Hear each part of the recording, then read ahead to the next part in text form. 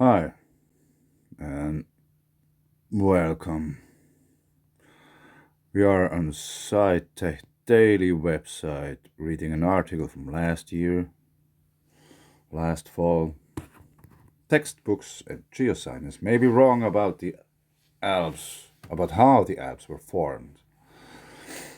And that catched my eye because I grew up in Switzerland and I lived quite close to Zurich for 30 years. I went in school there. I got taught about the Alps, how they are formed, and all this kind of stuff. I spend some of my free time with reading about this stuff too. So I just wanted to share something.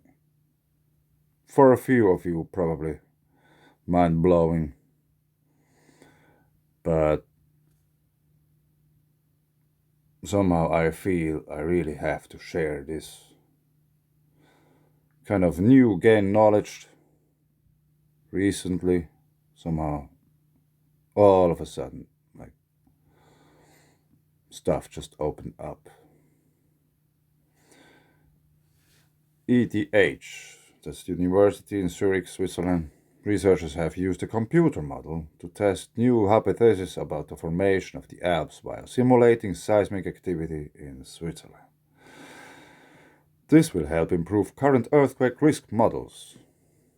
For a long time, geoscientists have assumed that the Alps were formed when the Adriatic plate from the south collided with the Eurasian plate in the north. Sorry, it's still in the morning.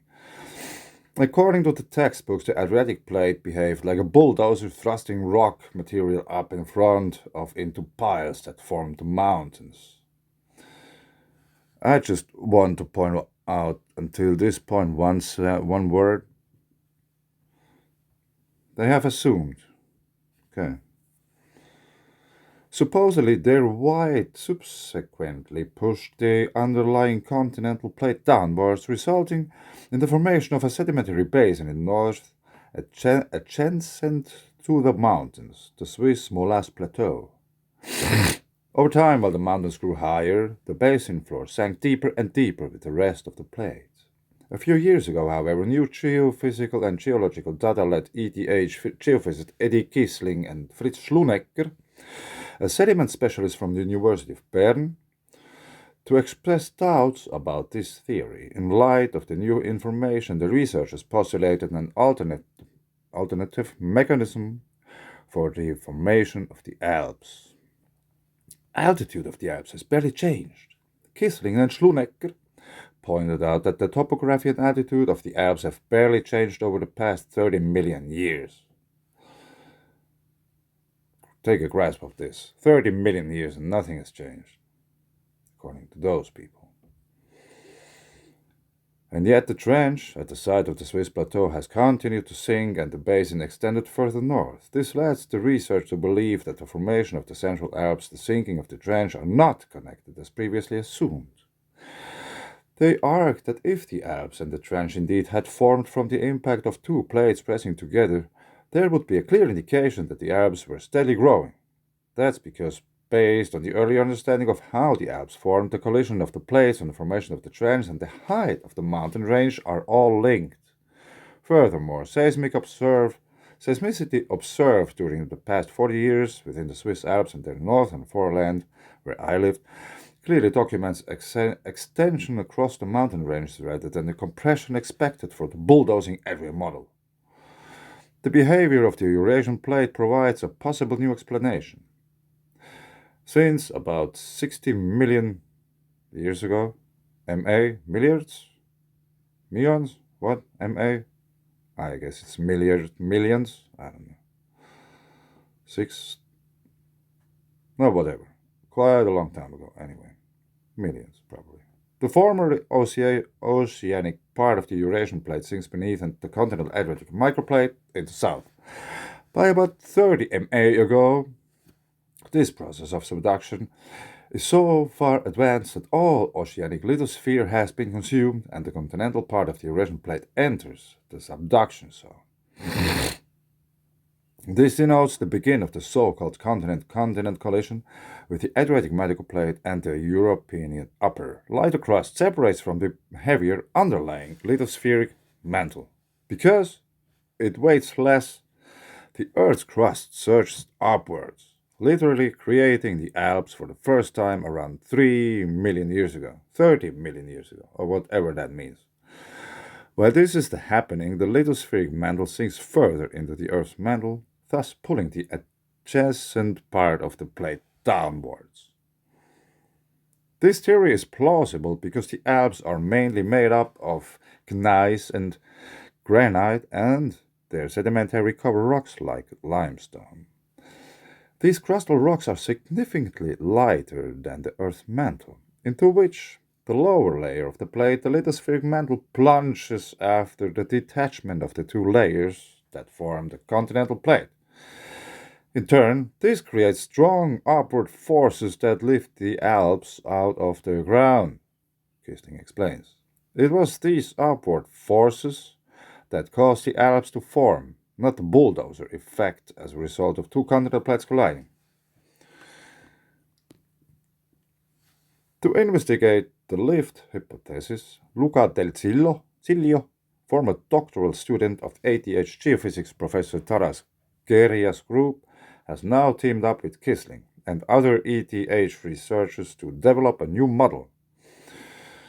Del Ciglio used ETH's Euler mainframe to simulate the subduction zone under the Alps, the plate tectonic processes which took place over millions of years, and the associated earthquakes. The big challenge with this model was bridging the time scales. Time scales, keep that in mind. It takes into account lightning fast shifts. Lightning. That manifest themselves in the form of earthquakes, as well as deformations of the crust and lithospheric mantle over thousands of years, says Daltilio, lead author of the study recently published in the Journal of Geophysical Review Letters. Okay, you can read the whole article.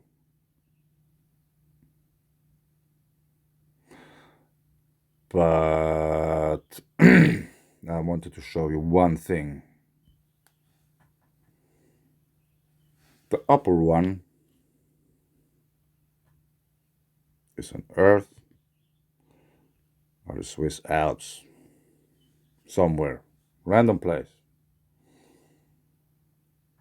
The lower one is a picture from Mars.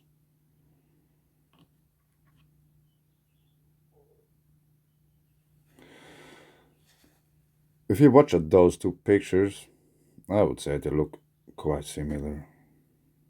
Similar patterns on both of them. And the funny thing is, I learned that they are the same pattern because they came to existence in the really exact same way. Plasma discharge, lightning bolts. And it's somehow funny. They are talking about bridging the time scales and lightning fast shifts.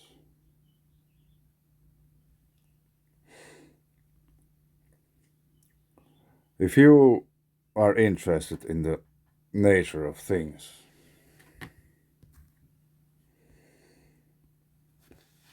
how our Earth came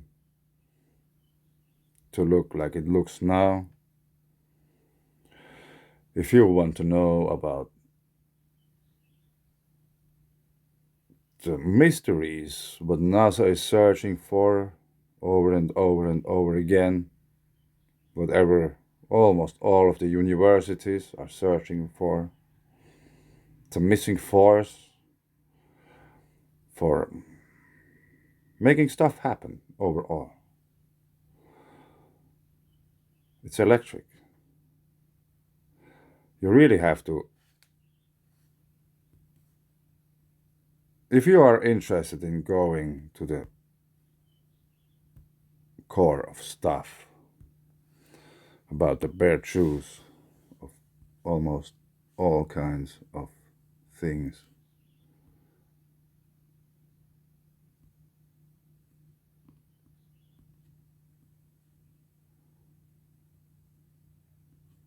you have to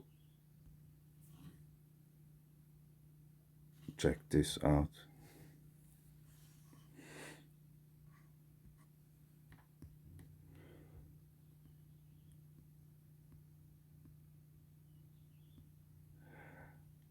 Because I got recommended by someone here on YouTube about checking these things out.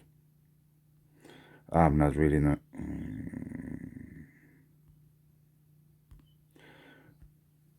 when I was shocked.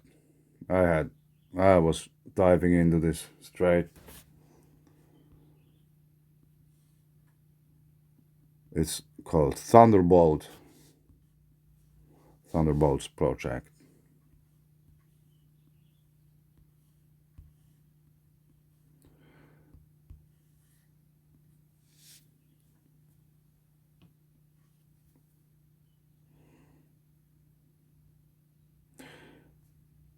If you won't get mind blown,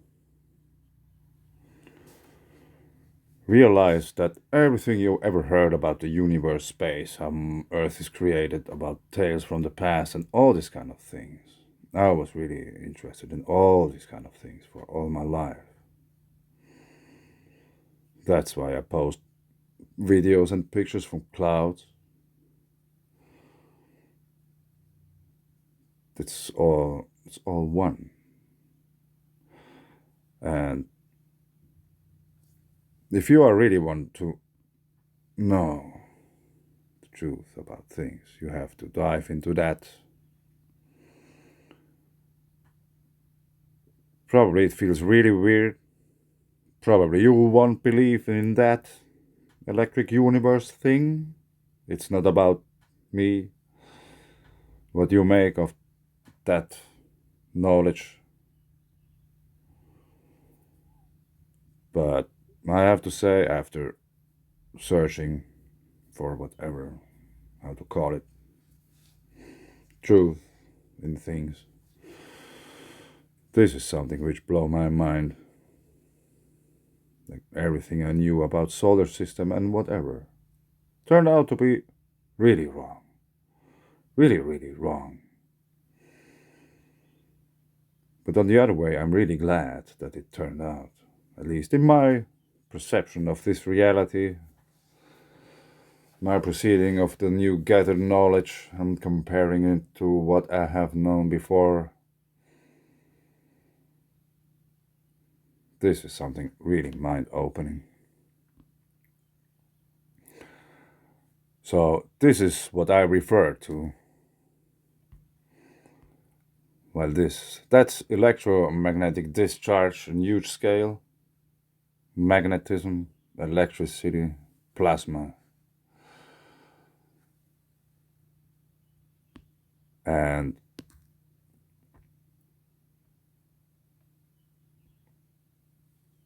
if we go back to this article,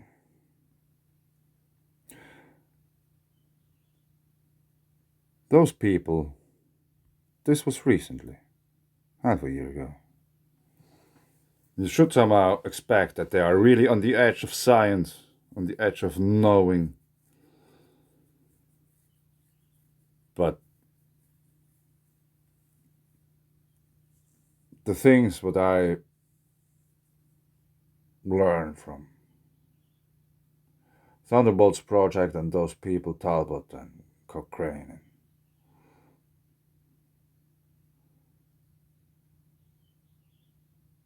Parrott, it's so mind blowing. Everything what they ever told you was wrong. And it was basically wrong because they are scientists in a new world which is based on money, so you have to produce, it has to make profit. That's what matters. It's not about the actual truth. So they just didn't take one single thing into consideration when they were thinking about how Earth is forming. And this one single thing is electricity. Everybody knows. We humans, we have an aura, which is an electromagnetic field around us, because through our body organs and all this kind of stuff, we produce energy. That's why we are alive. There's no life with electricity. If a heart stops, what do?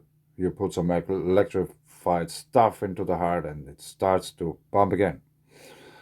Sometimes it won't. But if you want to make a heart beat again, you need electricity. Everybody knows that. Shouldn't come to surprise to anyone. So nowadays, reading those articles, this came across yesterday evening. This very article I found yesterday evening, and this picture I made at least one day before I stumbled across this other article. So, with that, if you think about how in the dark they are walking, our scientists, the official truth tellers, whatever, if they are so far off the track just by denying to take in consideration one little thing more, it's not that it's something new. Everybody knows about electricity. If with no electricity you wouldn't see a video, watch a video, or you know, it's everywhere. But I really wonder about the amount of ignorance what has our society and culture befallen with the true nature of truth.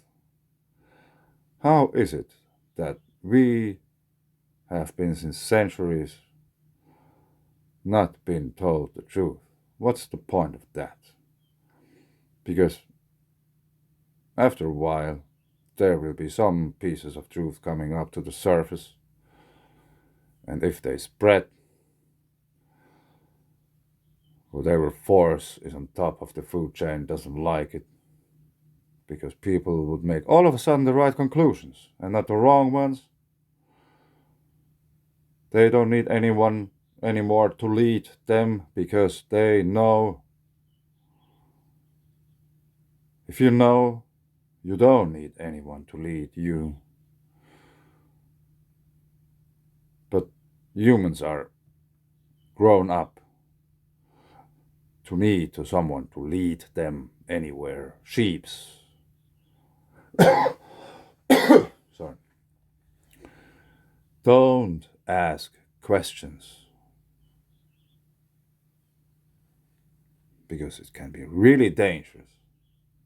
And one funny thing is, if you ask questions, even though you ask them for yourself and you search for answers for whatever thing you're interested in and you are searching for answers, some would call this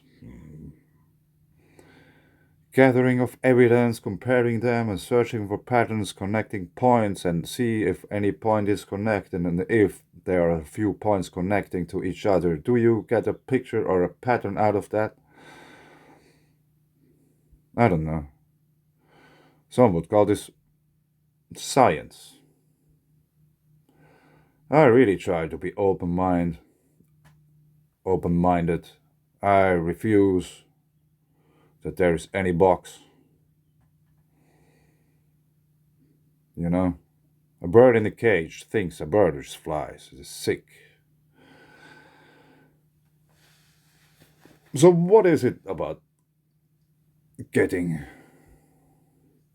I don't know, all of a sudden many answers to many questions which have been asked for many years. And they are not shocking, the answers. It's liberating. Realizing all of a sudden everything you know about whatever was wrong, really fucking wrong. So, there are many people in the world who care about these kind of things.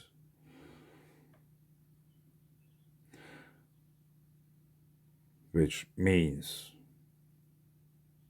if you somehow feel that you understood some things which many didn't because they just don't care, and even if they would, they are afraid to ask because they are scared of the answer, because they don't want to let go of the construct of their lives, what they have been building all their lives and living in that construct and using all the energy to keep it alive. They think they are free, polishing the golden cage all their lives. But I have to admit, I was fucking wrong about how things work. Now I understand it much better because it makes so much more sense watching magnetosphere models and thinking about one sentence from the Matrix movie.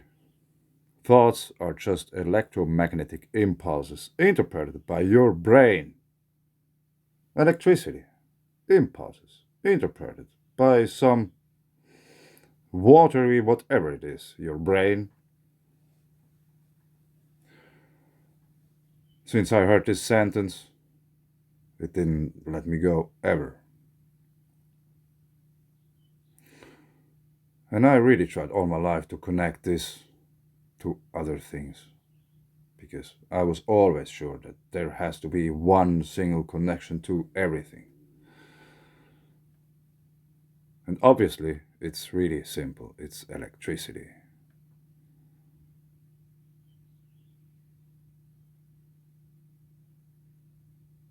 It's really simple.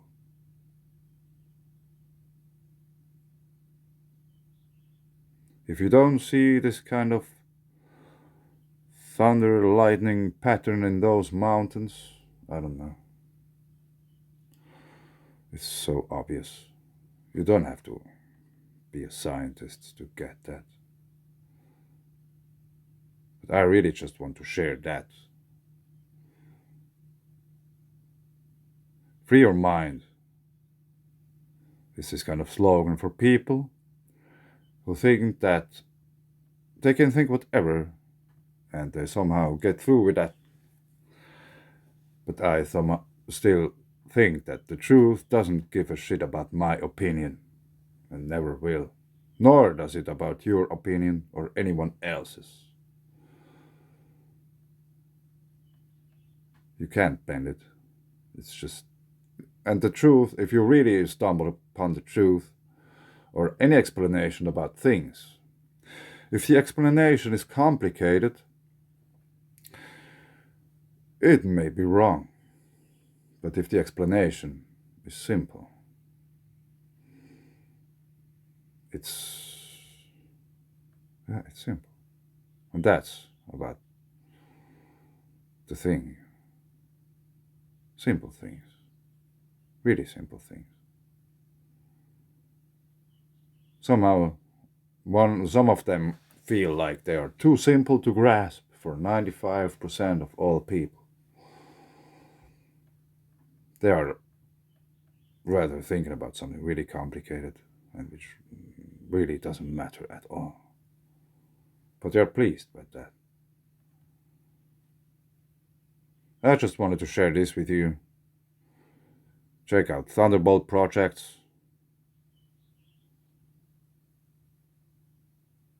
and get your mind blown. At least give it a shot. You will feel it when your mind gets blown. I promise. I know how it feels.